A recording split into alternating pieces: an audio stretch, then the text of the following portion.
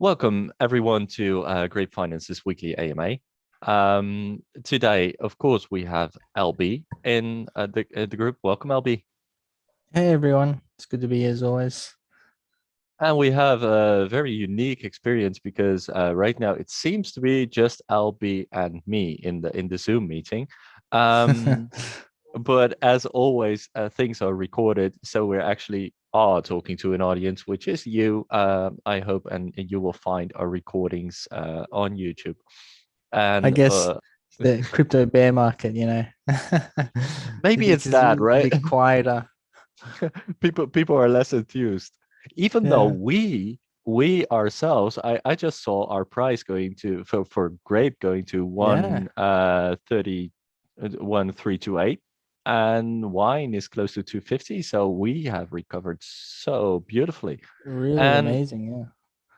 yeah, I see David has joined, and I'm wondering which David that is, so I'm just going to unmute them and ask. Hey David, which David am I dealing with? Is this the David that we know and speak to a lot? I did ask to unmute him, but he doesn't respond. Well, all right, then I will just go to the questions.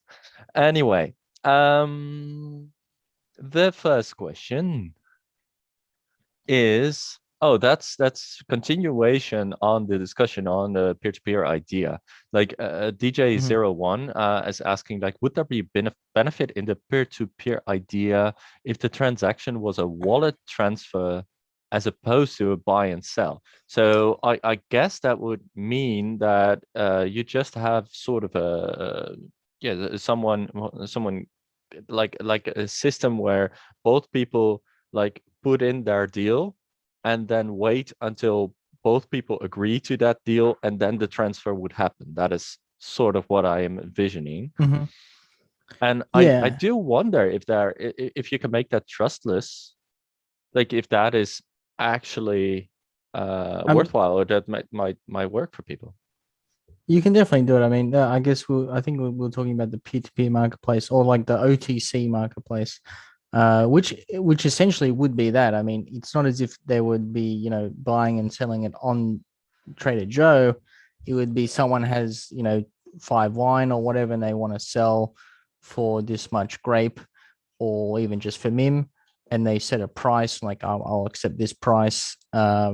And they, someone else sees that offer and they come and say, all right, well, I'll accept that offer. I'll give you the MIM or the grape or whatever you asked for, and we'll trade. And you could do a trustless in that. There's like a escrow account. I mean, there's a lot of peer-to-peer marketplaces that exist for crypto, like local Bitcoins. I forgot there was another pretty big one. I've used them as well. I've used quite a few P2P marketplaces. Oh, like Bisq. Bisq is a good one. On over Tor, I've used that one Is a any few of those on times. the AVEX chain? I know. I don't think they're on. I think they're not really. I guess you could say fully decentralized. They're more like services. So they don't really reside on a chain. Uh, you could probably do it with contracts and all that sort of stuff, and like hold it in an escrow and do it. But it's still the point still stands. I think where you can have the OTC marketplace and you're not like it's a trade between individuals, so you're not Yeah. trading it through the market. But if you don't offer it for the market price, like why would someone buy it from you if it's a more expensive price than the market? So essentially, you would have to offer it for the market price or below market price for someone to accept that offer, really. And then, therefore, if you do offer it at below the market price, well, then, even if, you know, most people are good intentioned, whatever, you would still, there would still be an ARB opportunity. And I'm not saying ARB is bad at all, it's how the market functions. It would just be, it would be, you know, uh, people would take that arb opportunity. So they would get, if someone offers it below market price, they would accept that offer and then they would sell it on the market. They wouldn't necessarily have to, but that it's still like I like the idea of the P2P marketplace, but it doesn't really make sense, is what I'm saying. Like there's no real benefit. I do see some instances where it could be useful. I am in my mind, I'm going back to way before when I was playing vanilla World of Warcraft. and and I don't know if it was on there, but I think there was some sort of a marketplace, and I'm not even sure it was in Mm. that game, but it's just around that time at least. There was a marketplace where you could just say, hey, this is what I'm offering, and this is what they are offering. And then do we both agree? No, it was on Steam, by the way. It was on Steam. Oh Like yeah, yeah. you offer these, whatever they were called, these things, and you offer that. Are you agreeing to that trade? Are you agreeing to the trade? Yes, we are agreeing. Then the switch happens, and I do see that happening. Like the use case will be whenever two people actually want to do that. And that could be for whatever, right? It could be if you want to, for example, trade your NFT directly for wine, which doesn't happen on NF Trade, for example. It Mhm. trades for AVAX and you need to trade your wine for AVAX. So what you're essentially doing if you want to make that trade in the current system was you need to sell your wine and then trade AVAX for the NFT, and then the other person, if they want wine back, needs to buy their wine. And all kinds of things could happen in between, even though you're both grape positive, right? And that time period, like that, there could happen a lot that might be not what you want.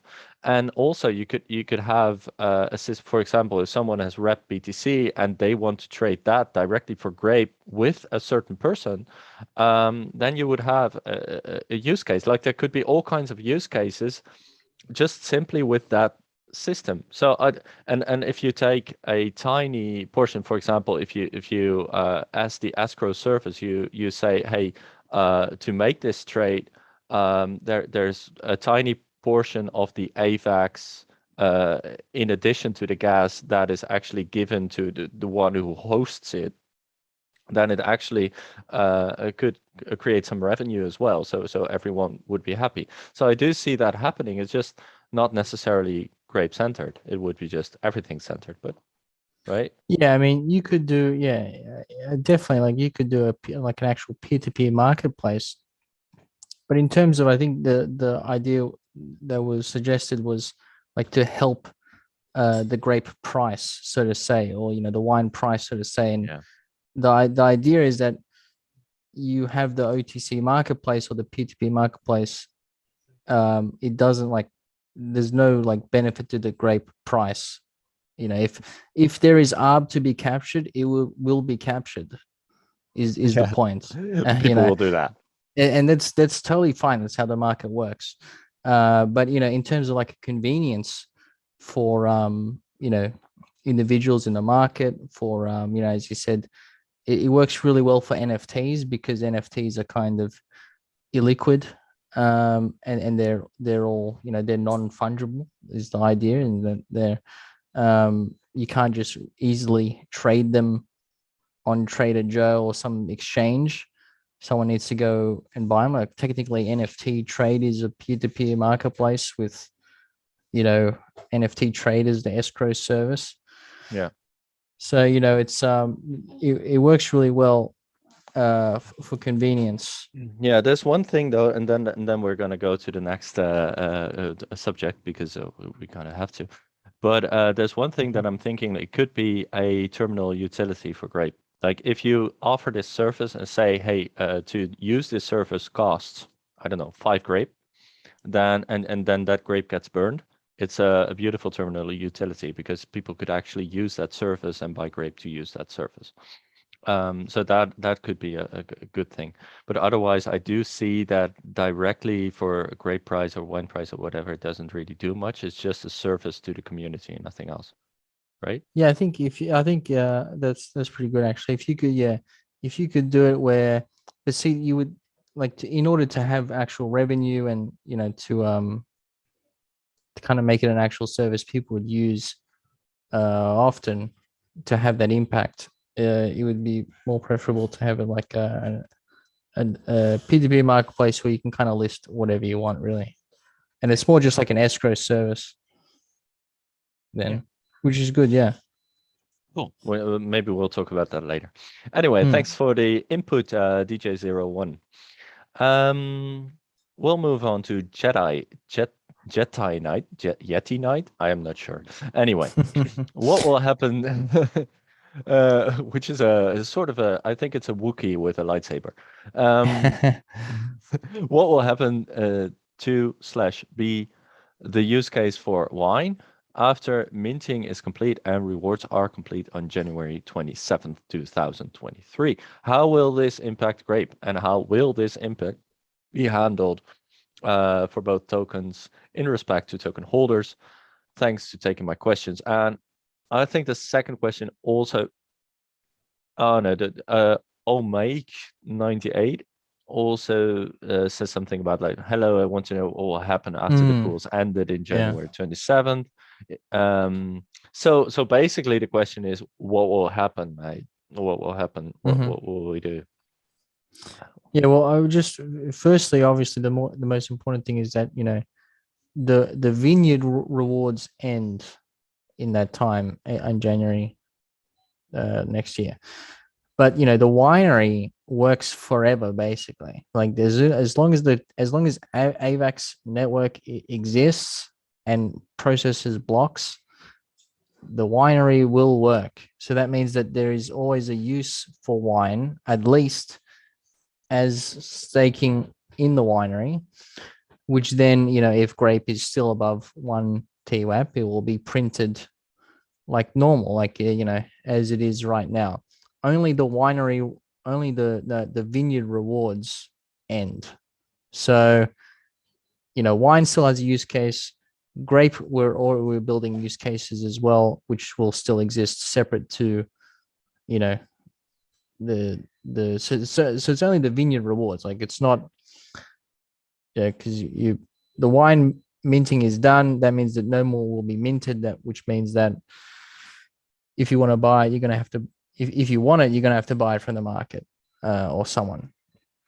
And so, in other words, the idea is for the protocol to build up a reasonable amount of protocol liquidity, because what's the whole point of the vineyard rewards right now is, to build liquidity in the LPs so that people can trade the tokens. Basically, that's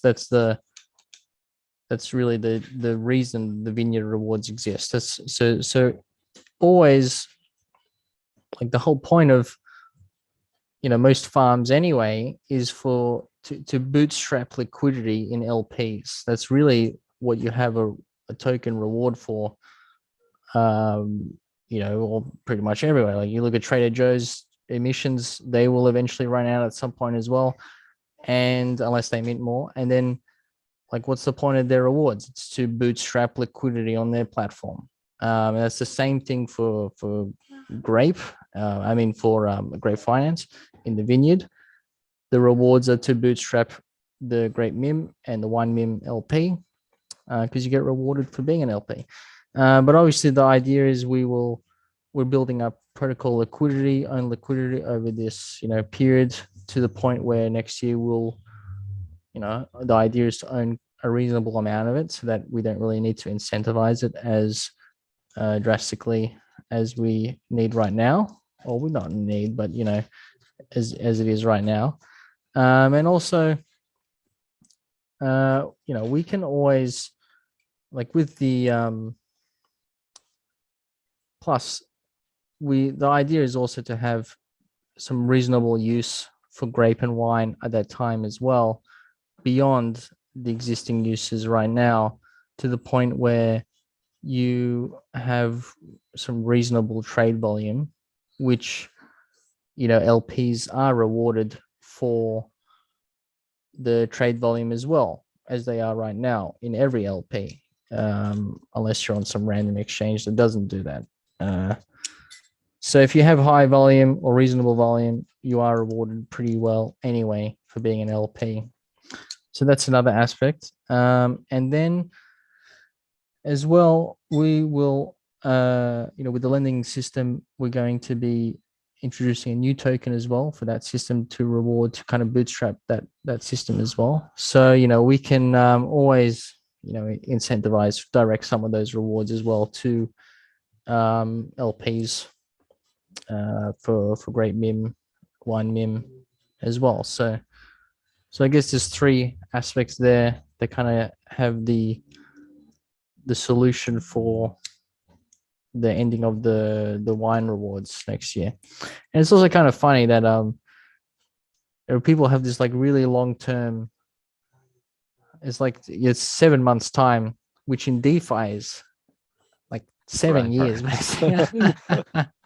It's like such a long time, and so much is going to happen in that time anyway. That it's just funny that people really like. That's a very common question. And I guess we've had it a few times already, like over all of the AMAs. Yeah. Yes, I don't know. It's just kind of funny. Yeah, so to summarize, right, first thing is something that people need to realize, or everyone needs to realize, is that owning liquidity pool actually gives you sort of rewards directly from the volume itself. If you own it yourself, if you're not staking it, like if you're just putting it up, you get a certain percentage from the trading volume. However, that's not the way we're dealing right now, right? You're staking your liquidity pool in the vineyard, and then Grape Finance is actually getting that percentage of the volume. But you yourself, you're getting wine in rewards. So it will always be beneficial to keep a liquidity pool. It's just that the rewards will be a lot lower, and so what that means is that it will always be good for Grape Finance. That's essentially what you're saying, to hold that liquidity pool, not just to keep our protocol alive, but also to actually get some revenue from that, from any trade that's going on. It's just not a lot. It's going to be some percentage of the volume traded. And so what we're essentially going to do, as you said, is that we are going to make different sets of utility for grape and also for wine, so that people will want to hold it. And this will be utility as to lending, and it will also be terminal utility, maybe even the idea of the escrow service that we just had, or whatever else we come up with. We have about half a year still to do that. And so it will be beneficial to be holding your grape. It will be beneficial to be holding your wine, and it might even be beneficial to be holding LP. Anyway, everything will still continue onwards. You will just no longer receive wine for doing it, but all of the other things are just going on. And I also think it's a little bit, you may have said it before, but it's a little bit of alpha to say that there's going to be a new token for the lending system. So there's going to be a new token for the lending system that is going to incentivize using that lending system without actually touching the grape and wine per se. So that is also a bit of a safety measure, so to speak, for the grape and the wine, right? Yeah, keep the systems intertwined in that you can utilize grape and wine on the platform, but it's technically a separate standalone system. So just to segregate things nicely. And also I will say that the fees do go to the whole liquidity pool. So if you have the LP tokens, you're technically getting those fees as well. Sure, they're technically in the contract, but you own the tokens. So, and I'm just having a look now at the MIM Grape fees, and the volume is about 250K a day, and currently Trader Joe is saying that the APR for MIM Grape is 10% 10.16% a year. So like it's not, maybe what people are used to in the Doom fork world, like 500% a year or something like that, which people are used to. People are spoiled for, or the 272% that you're getting now in wine rewards, but technically, Grape being pegged to a stable coin, hopefully we focus on the stability. We achieve greater stability in the next year, to the point where 10% a year on an LP, just from the trading fees, like no incentive, with a low impermanent loss pair, is pretty not bad. Yeah, that's good. That's actually just good. Indeed, as you said, people are a bit spoiled, but it's okay. We're here to spoil them as well. Bim bada boom. Who's actually in the? Oh no! Don't open WhatsApp. I'm sorry. I'm sorry. I misclicked. Bim bada boom, who's actually in the Zoom meeting, has a question, and I think I'm gonna ask them to ask it yourself. Bim bada boom, if you want to unmute, you can ask your question yourself if you want to. They're not responding as it is, which means I'm going to ask it on their behalf. All right. Hello, guys. We did surprisingly good during the recent dump of the market. We didn't lose PAC nor APR. Well, we did lose PAC actually for at least a day, or maybe a day. No, we did really well. Anyway, we didn't lose PAC nor APR. But by the way, congrats everyone. I am wondering if once again we would be able to hold on if a recession arrives. BTC to 22K or even lower. What do you guys think? Any strategy? And if there is, we would definitely need to tell people to avoid panic sell. Well, I do agree on that. It's going to be a survival mode, right? Yeah, well, I mean, I guess one thing that it's kind of good, because obviously in a recession or like a bear market, you're going to have a lot of capital that either just like leaves crypto completely and goes out, and they go to their bank account or whatever. They pay off some debts in the real world or something, which is fine. You have capital that leaves, but it's not as if all capital is going to leave crypto. That's just not how it's going to work.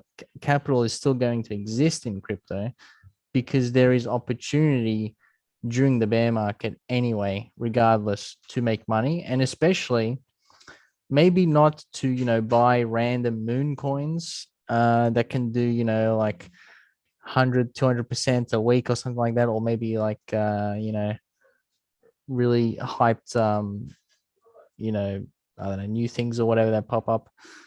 And there'll be less new things that pop up, I guess. But something that always will exist, and something that kind of is very popular in bear markets, is farming, because you can, like, it's in the bull markets, everybody's really hyped about everything new that's popping up every 2 seconds, and they're like, oh, I need to move my money here. I need to move. Like, everybody gets the FOMO. They need to get the latest hot new thing that exists right now, to make some profit.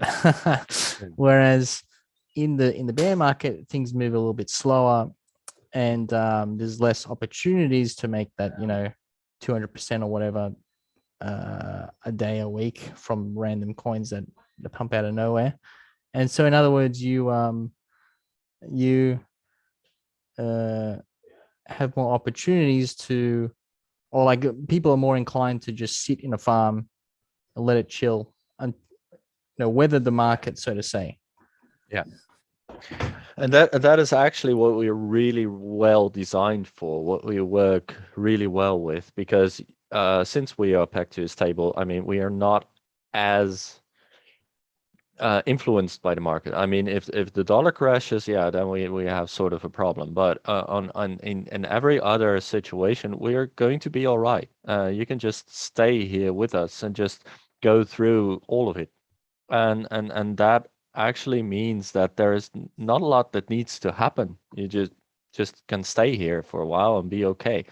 So if BTC crashes or if AVAX crashes, we do not go down necessarily. Only if people sell our coin, we go down. Yeah. So and that is Yeah. good to realize. That's very important. Yeah, and we always drive home the strategies as well, and obviously Yeah. people will panic.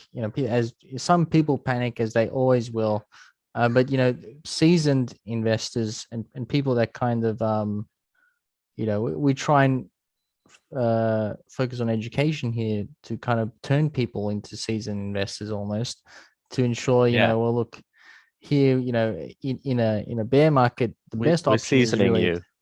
yeah. In the bear market, the option is really, the best option is to just sit and farm and weather the storm, basically. Yeah. Exactly. Well, I do fully agree. So the whole thing is that the bear market, just to come back to the question, will probably not truly affect us as much. It will just be this will actually be a very, very good place to be surviving that bear market and wait for the next pump. This is just a beautiful opportunity for everyone to stay in crypto, as it were, just with us. Then, do you have grape notes? Where do you put your rewards? Is asked by I want to be MKA smart moves. All right. Whatever. Anyway, do you have grade notes and where do you put your rewards? I think that's a personal question. I'll start. I do have some grade notes. However, I mainly I'm a wine maxi, so I have a lot of wine notes. I really have a lot of them. I think I have uh five no over 5 times as many wine notes as I have grape notes. So because I am very bullish on our protocol and I think that wine is gonna, it's gonna skyrocket at some point. So I want to have a lot of wine. Like and grape, I think grape is going to do fine, which is why I also have grape notes, and I'm also invested, of course, in liquidity pools and everything. Um, but grape is intended to stay somewhere in the vicinity of PAG, right? Hmm. Whereas wine is intended to actually, shoot upwards at some point. It will. I think it will. So that's why I invest into wine notes and yeah, where do I put my rewards? Well, of course, some of it are reinvested, and when we are close to PAG or when the prices are low, all of them are going to be reinvested. And when the prices are high or we are upwards from PAG, I take a tiny amount of profit, just as I think anyone should do. So we do that at new tops, right? Whenever you see a higher high, then it's okay to take a tiny amount of profit. Just be careful. So as not to drop on the protocol. Don't create lower lows. Don't create lower highs. Even if you see a high coming up and you see that it's not really going upwards, then don't sell. But you can take tiny amounts of profit whenever you see this huge new spike coming up because that's just natural and that's a way to uh, actually get some income out of it. Um, but in the future, of course, that's no longer necessary where you can actually lend against it. And I think I'm definitely going to do that as well. So that's my personal answer. LB, what about you? Well, I guess with the DAO has obviously a lot of wine mim LP. It has some great mim LP as well, but a lot more wine mim because the community's done pretty much a solid job on the great mim LP. But that's not staked. Like the DAO isn't staking that LP. It's just holding it because it would kind of dilute the rewards for everyone else in the vineyard. Doesn't really make sense. But personally, I have some in all the pools, and some in the winery as well, some wine in the winery. But I try and not have too much staked, just because it's kind of like, I technically get the get wine for free, so it's kind of like, I probably would best not like dilute the rewards. In other words, but in terms of keeping the protocol healthy, I like building the LPs, but not staking them to not dilute the rewards as well. Yeah, I totally get that. There's an other protocol where I'm also getting stuff directly, and I also do that there. I don't stake. That Yeah, is logical if you're on the dev side of things, right? You don't want to dilute the rewards and make your protocol less attractive for investors. You just want yeah, to, actually build the protocol. This I think is a sign of being a good dev. So yeah. Okay, that answers that question. Let me see. Jingle says, hello, I have a question. With AVAX going down and MIM that hardly maintains his pack, well, I don't really agree, is the whole Avalanche network in danger? Oh my God. Shouldn't we, Grape Finance, shouldn't we, Grape Finance, look for other main nets as Binance Smart Chain? Are you sure that's going to be a better one? As Repay that expands on multi-chains. Well, I don't want to laugh at people. I do get some mirth out of this because I don't necessarily see Binance Smart Chain as as necessarily stronger. It's just that AVAX as a coin is going down, but that says nothing about the mainnet itself. If anything, it becomes cheaper to use AVAX gas, right? So Hmm. yeah, but that's just my personal thing, and I don't see MIM going down. Actually, it is maintaining its pack quite well. But LB, would you Yeah, touch on that? yeah, definitely. Definitely agree with what you said. I guess we have to separate. We have to make clear that the price of a token and the fundamentals of a network or token are they're totally different, and a lot of the time they're unrelated as well, uncorrelated.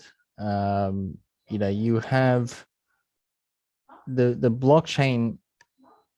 Is you would categorize, or you would rank how strong it is by, or how good of a network it is by how much, like, first of all, how much money is on the network, what's the TVL of the network, and how many users of the network are there. Are apps, developing on the network? Are there new apps being developed on the network? Is it attracting developers to build stuff? Because that's all it is. That's really what it is, and that's kind of the problem. You may That's kind of the problem I have with this new trend, almost, of like creating a new blockchain for things. It's like, you can create the blockchain, you can create one, cool, but it's, if no one uses it, if no one builds on it, then it's kind of a useless chain. Because it's, the whole, you may as well just have a database and build your app on a normal database. The whole point of the blockchain is so that you can have permissionless apps and multiple permissionless apps built by, multiple different people or teams, and from around the world, essentially, that can then talk to each other, as in the apps talk to each other and integrate with each other, and loop in things together. And we can see that exactly happening on AVAX. You can see, especially with the new stuff like Yeti that came out, not like I mean, probably like when, well, they technically launched like the thing before us, and I mean, they launched the platform a little bit after, but they announced everything a little bit before us. But the point is that now you have things like Vector and Echidna, and then you have Platypus. These are new apps that kind of all like tie in together and loop the rewards together and get almost the V escrow locked tokens, and like loop the rewards on top of them to create more, to create better yields, essentially. And this is what you want to see on a platform. You want to see apps build on top of each other to integrate everything together. And this is exactly what you're seeing on AVAX. So AVAX is number 4 for TVL. I mean, it's got more TVL than Solana, and Solana has like I'm pretty sure it's a higher token market cap. And even Solana, I'm gonna take a dig at it because it's been like offline several times. If you're gonna have a blockchain, kind of the whole point of it is almost to be immutable and available at any time. It's not supposed to go down. It's not supposed to go offline, because especially when you go offline, then you run into the issues of what's the state of the blockchain, what's the state of the transactions, and what's the order of the transactions in that meantime. And you can run into a lot of issues there with reorganization of transactions. And say if you're doing something where you paid someone something and then the blockchain reorganizes or goes offline, and then your transaction didn't go through, even though it did, but it didn't because it went offline and reorganized the order of blocks, then you have an issue. You have an issue. So availability is pretty important for blockchains. Like, it's kind of almost the number one, really.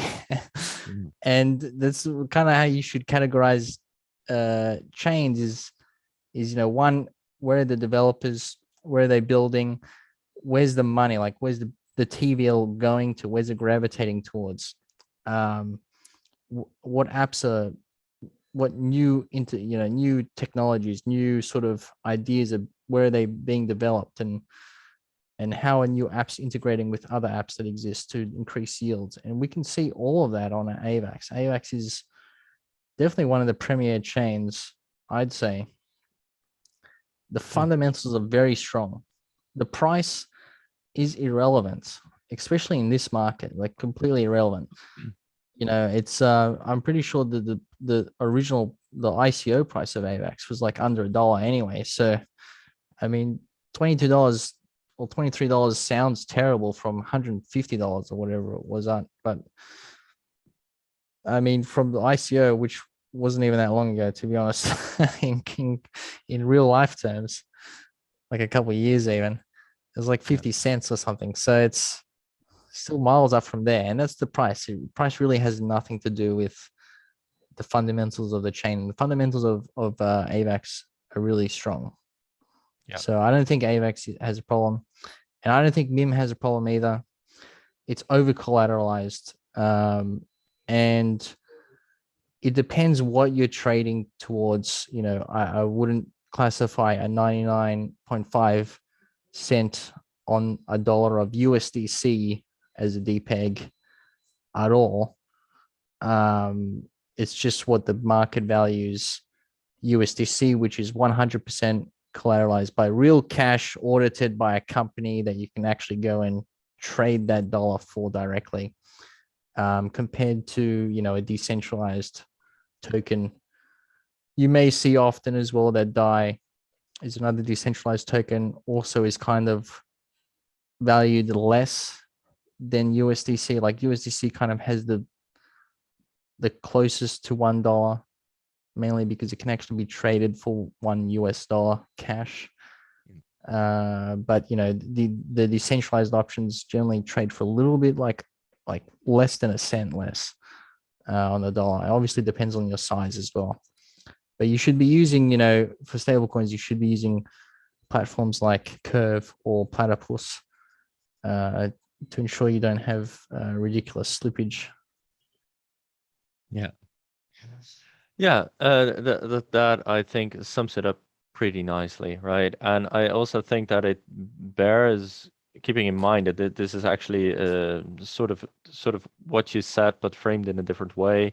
That essentially, if the Solana market cap is higher, but the utility that you can get for it and the stability you can get for it is actually lower, then you can that essentially means that Solana is going off of hype. Yeah, which just means that a lot of people think, oh, Solana is going to be the next thing because I don't know, maybe some celebrities told them or whatever, because Solana is actually hyped pretty well. Whereas AVAX is just doing its thing and being solid. And for us, being a protocol on AVAX, but not necessarily needing the AVAX price. I mean, being a protocol on Avalanche, not necessarily needing the AVAX price. Let's keep the things correct here. Means that it's actually better for us if the price is not that high, because that just means less gas, and we're okay. We're good. Um, so yeah, about that. Moving on to Mungi or Mungi. How much grape should we be squirreling away?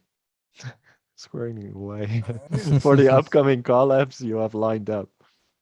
I'm compounding everything, but one heads up, if possible, on the latest collabs. Is it Liquid Capital, the main one? What's it go there? Chirp from the Kiwi.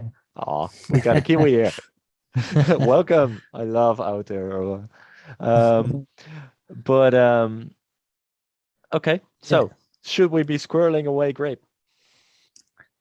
Well, we're actually working. Also, to the liquid capital thing first. It's going to be used with stablecoin. It's basically a pre-sale with stablecoin for partner protocols. So we will have a lot of partners on it, but the pre-sale will be in stablecoins, most likely USDC, depending on the chain though, because it will be multi-chain.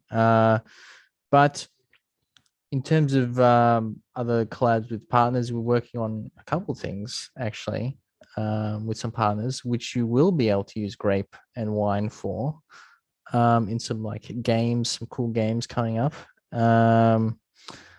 So yeah, that should actually come out pretty soon, to be honest, whenever it's ready, really. And it's almost ready. And that's with a partner that everybody knows. I'm not sure if he's announced it, so I'm not going to announce it.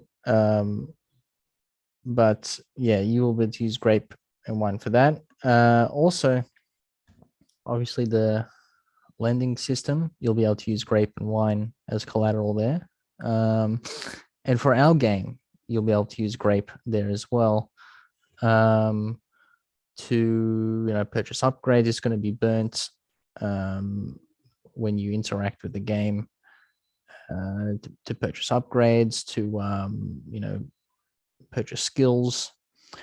So yeah, I mean, and as well, we're also doing the Swapsicle LP when that launches. So that will be the Grape Mim LP on Swapsicle. So you'll be able to add to that LP and into the node that will crank for that when that launches. Hopefully very soon as well. So yeah, actually a reasonable amount of things. Yeah, I've incidentally been talking a little bit to Quinn, who is very much working on our game coming up. So yeah, I'm really excited for that to go and happen. Yeah, so definitely squirrel away some some grape, as it were, because there's a lot to be that you'll be able to do with it. So yeah, definitely. And the last one is I only caught a portion of the AMA you did earlier on this week at Cryptonaires. You mentioned some new things happening and partnerships. Can you go over some of those? Yeah, well, I guess it kind of ties into the last one where Yeah. because that's what I did mention, some new things happening with partners. Technically, they're partners that we've already people already know that we're partners with. But the new things are happening very soon, whenever it's ready, which should be very soon. And I don't want to say what it is right now because I don't know if he's announced it. I don't know. I don't want to spread any word on anything just yet, but you'll be able to use Grape, and plus some other partner protocols as well will be integrating it as well. So it's kind of like a unified thing amongst a few different protocols that you can all use. You know, the protocol tokens for. So yeah, some things coming up. Yeah. Well, something that I can say something about would be liquid capital, because we have not been saying a lot on that lately. What we have been reiterating on the last AMA, what I will do once more is how it's going to work a little bit. You said that people will be able to buy the pre-sale with a stable, likely USDC, maybe another one. Um, um, and what will happen is that you can buy the pre-sale, which will be cheaper than the launch price anyway. So you'll be getting a discount anyway, and then a portion of that pre-sale will be used to help the protocol where you bought it. So if you bought it via the Grape Finance user interface, then you will be helping Grape Finance. And if you will buy it through any of the other partners that Liquid Capital will be launching with, you'll be helping that protocol where you bought it. So that's how it's going to work. It's not and that will actually help a great price and as such other things through a buy and burn system and different systems as well. Anyway, and a second thing that I can say about Liquid Capital is that we're going to be posting an announcement pretty soon. We're aiming for the beginning of June to post a good announcement on Liquid Capital. So keep your eyes peeled for that. And that, I think, is what I can say about it. Yeah. I think we're done because there is nothing in the AMA live chat, which means that we are sort of done. I do see someone in this Zoom meeting that I want to call forward, so I hope they want to be online. Steve, can you join us for a bit? Maybe I can even ask him to start a video. Steve, if you're listening, come up, bro. Steve. Come on, Steve. Steve. Oh, I love that meme, by the way. From the little chipmunks like calling Steve, Steve. He seems to be not responding. Yeah, exactly. Yeah, zero Steve. Yeah, there he is. Oh, he's got no shirt on, bro. You're muted.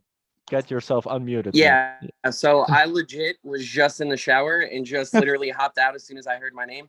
So sorry about that, but just wanted to say what's up, guys. How we doing? My name's How you Steve. going, man? For those of you that don't know, and yeah, I'm very excited to be joining the core team. I'm very excited to be getting to work and just bringing all the love to the Grape family that I possibly can. So if anyone needs anything ever, feel free to DM me. My DMs are always open. And yeah, I just hope to do right by everyone. Yeah, awesome, man. And I really love you joining the core team.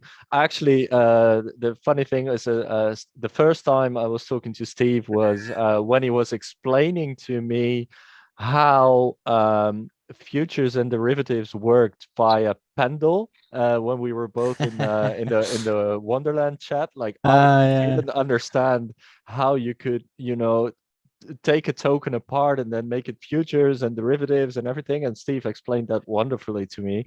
So we actually have a bit of history going all the way back, I think, to December, or maybe even November. So it's absolutely beautiful to now see you here on the core team with us. And you're definitely a very knowledgeable person and also a very nice person. Yeah. And so Steve is mainly going to help us with partnerships and and marketing. So he's going to be working with Eric mostly, because that's also Eric's division. But as he just said, right, you can just DM him, as you can also me, by the way. I have not blocked that for anyone, so you can just DM me if you have a proper question. So Steve, yeah, I really love you being here, man. Awesome. Thanks, man. I appreciate you guys having me, honestly. And yeah, great to have you, we've come a long way from our Pendle days, honestly. Yeah. You know, it's been a crazy journey, but yeah, man, I appreciate you guys having me, and I just, you know, want to make sure that I do the best for everyone. So I'm excited. Awesome. Well, thank you so much for coming here on the AMA and giving your own personal introduction. As you can see, we are looking to work with people who are just willing to come on with either their voice or their video. I mean, there's good reason for LB to stay hidden a little bit, because he's handling a lot of control, and that obviously carries some danger with it. But for us, we want to be as public as possible, and yeah, that includes you, Steve. Welcome. Oh, for sure. I mean, this is my union hat right here. If anyone wants to come see me in New York, you're more than welcome to. So you can come see Local 94. I'll even give my address. It really doesn't bother me any. Yeah. Anyone can come visit me if they want. I mean, I ain't got much, so if y'all want to come check me out, you're more than welcome to. But yeah, Oh, same I'll thing. dox myself any day of the week. The same thing here, man. If anyone feels like coming to The Hague in the Netherlands, or maybe even to Amsterdam in the Netherlands, I mean, that's only 60 kilometers away, so we're good. Then you're welcome to come and visit, man. I would definitely have a drink, or maybe even a dinner, and you know, it would be nice. Anyone of the Grape community, really. So with that said, I think we can close up the AMA. And as always, this is recorded, and this will be posted on YouTube. And I do think that Felix is going to make a recap, although he hasn't done so last week, so he might have been busy. But I think he will do it. He did. I think. He did. Oh yeah, he did. It should be there. I think we just posted at the same time. Oh, the 21st. I think there's going to be a nice bullet point that he's going to get in there that just says Steve runs out of the shower to get on AMA. Yeah, really. Well, so it has been. I'm looking forward to this one a lot, honestly. Yeah. Yeah, you're in it, man. You're featured, shirtless and everything. I do my best. Yeah. So anyway, it's been lovely talking to you. LB, has been lovely talking to you, Steve, and everyone. Thanks for your questions. Keep on giving them, and we will always just give a good answer as much as we can. And even if we laugh about something, it usually is because we have been discussing something for a lot of times, but it's never to be derogatory or whatever. We are very willing to explain something time and again, to actually have this educated community of people who will not panic sell. So yeah, welcome so much, and everyone, congrats on the new Grape Prize, because we are doing fantastically. Yeah, really great. Well, bye-bye, everyone. See you later. Thanks, everyone. Bye, guys. Bye-bye.